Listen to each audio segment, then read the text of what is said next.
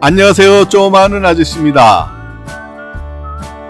은퇴하고 나니 보험료가 더 늘어났다고요? 매달 나가는 돈에 한숨만 늘어나는 분들이 많으시죠.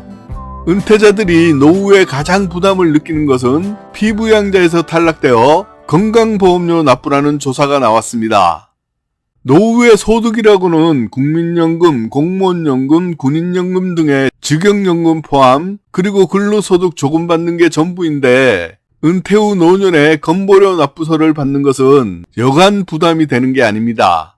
지난 2년간 건보료 피부양자에서 탈락되어 건보료를 납부해야 하는 가구가 무려 31만 명이나 된다고 합니다. 금액으로는 평균 10만 원인데요. 좀 더 적게 내는 분들도 있지만 30만 원 이상의 건보료를 매월 내야 하는 분들도 발생하고 있습니다. 이것은 피부양자 기준이 강화되었기 때문입니다. 이렇게 강화된 피부양자 기준은 건보료 재정을 더 좋게 하기 위함인데요. 퇴직자 입장에서는 불만이 이만저만이 아닙니다. 그 이유는 소득도 별로 없는데 매월 내는 건보료 납부는 상당한 부담이 되기 때문입니다. 특히 퇴직자들의 불만이 높은데요. 소득이 확 줄어들었는데 매월 납부하는 평균 10만원가량의 건보료는 이들에게는 굉장한 부담으로 다가오기 때문입니다. 그래서 건보료 날벼락 피하거나 안 낼 수 있는 방법에 대해서 제가 알고 있는 모든 방법을 알려드릴 테니까 조금 더 집중해서 들어주세요.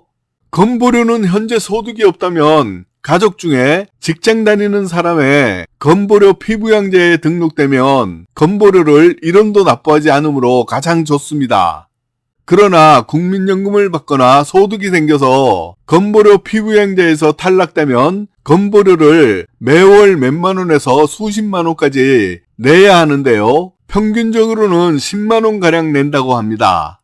최악의 경우는 소득이 하나도 없는데 연금 받는다는 이유로 건보료를 직장 다닐 때보다 두세 배 더 내는 날벼락을 맞는 경우가 있습니다.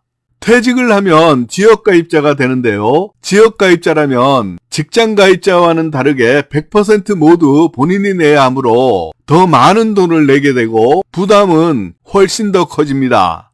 최근에 피부양자 등재 요건이 강화되어서 연소득이 2천만 원 미만이면 피부양자에 등재될 수 있어서 건보료를 1원도 안 내도 되지만 만약 다른 재산이 하나도 없어도 국민연금이나 직영연금을 167만 원만 받아도 소득이 2천만 원 이상으로 잡히기 때문에 피부양자에서 탈락됩니다.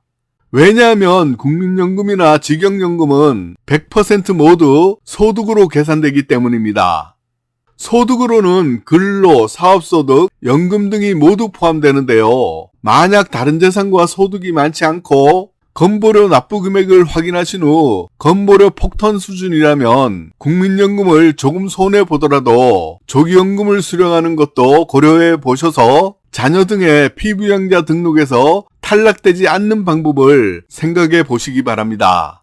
그리고 부동산의 과세 표준이 5억 4천만 원을 넘는 경우는 소득이 1천만 원만 초과해도 피부양자에서 탈락된다는 점도 기억해 두세요. 그리고 이와 함께 피부양자에서 탈락되지 않으려면 재산을 증여해서 줄이는 방법도 생각해 볼 수 있는데요. 가족 중 배우자는 6억 원 이하, 성인 자녀는 5천만 원 이하, 미성년 자녀는 2천만 원 이하는 비과세로 증여가 가능하다는 점도 고려해 보시기 바랍니다.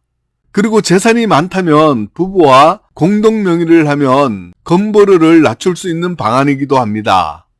만약 그동안 건보료를 납부했던 분들은 작년 소득이 줄어들었다면 5개월 미리 감면받는 방법도 있는데요. 이 경우는 신청 안 하면 건보료공단에서 미리 알려주지도 않고요. 그대로 금액을 납부해야 합니다.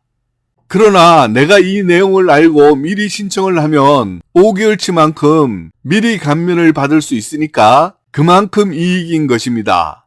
지역가입자 건보료 부과 방식은 전년도 소득을 매월 5월에 종합소득세 신고를 하고 그 자료가 10월에 건보료 공단에 넘어가서 11월부터 바뀌는 건보료를 납부하게 됩니다.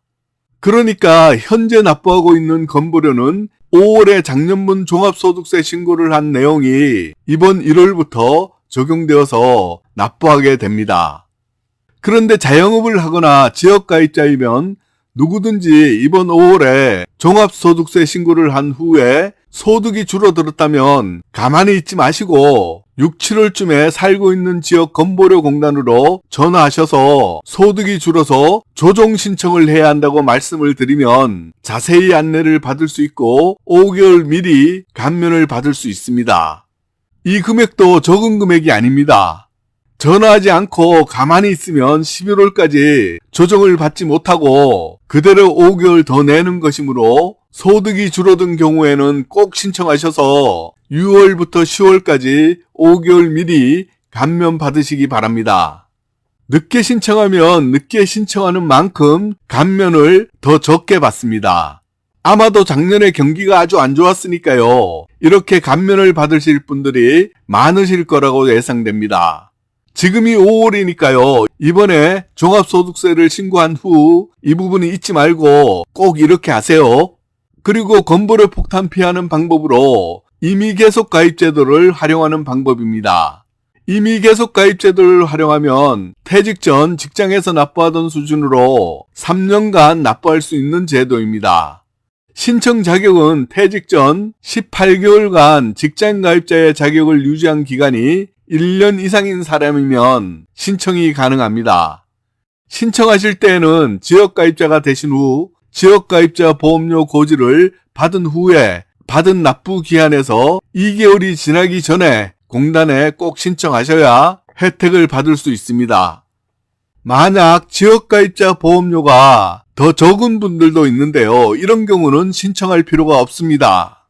또 이런 방법도 있는데요. 재취업을 해서 직장가입자가 다시 되는 것입니다. 재취업을 하게 되면 자동으로 직장가입자로 등재되어서 본인의 소득만으로 다시 옛날과 같이 회사와 5대5로 건보료를 납부하므로 자연스럽게 건보료 부담도 반으로 줄일 수가 있습니다. 은퇴 후 건강보험료는 생각보다 부담이 될 수가 있습니다.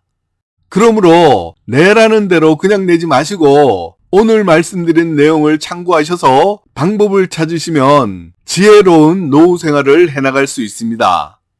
오늘 내용 도움이 되셨다면 좋아요, 구독, 알람 신청 꾹 눌러주시면 더 많은 도움되는 정보를 받아보실 수 있습니다. 가끔 중복으로 알려드리는 내용은 중요한 내용이므로 한 번씩 더 들으시면 좋습니다.